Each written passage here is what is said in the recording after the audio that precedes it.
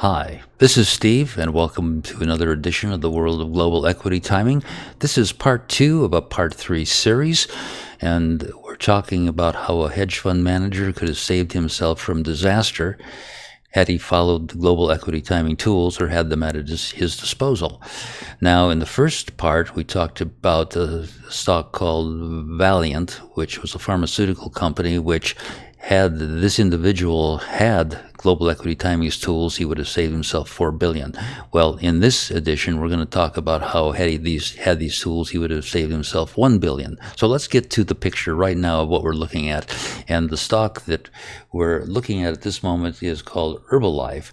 And this is a weekly chart. And our hedge fund manager was very bearish on this stock, very negative, and so he sold it short throughout this period right in here.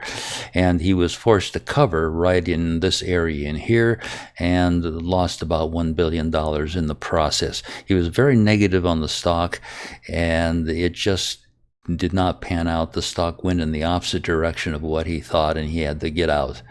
Well, let's look at this period when he was selling short in here, and you'll see that global equity timing really wasn't providing any opportunities to do anything with this stock.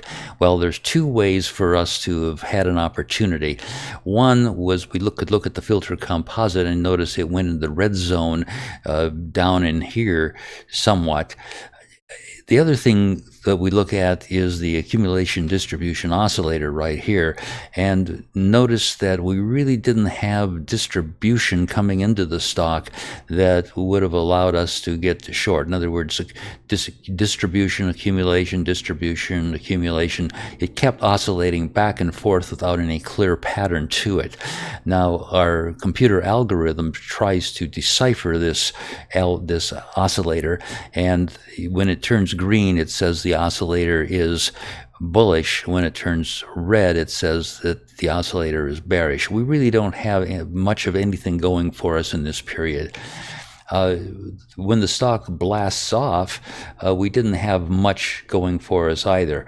We did, however, have the atom buy and sell signal engine giving a very timely buy signal and another buy signal, but probably wouldn't have taken the trade based upon just that. If we had other information available to us besides the buy and sell signals of our atom engine, we probably would have taken these signals, but we didn't have it within what we're looking at right here.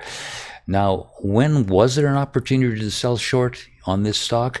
Well, in this entire 300 bar period, there was only one opportunity, and it came right there.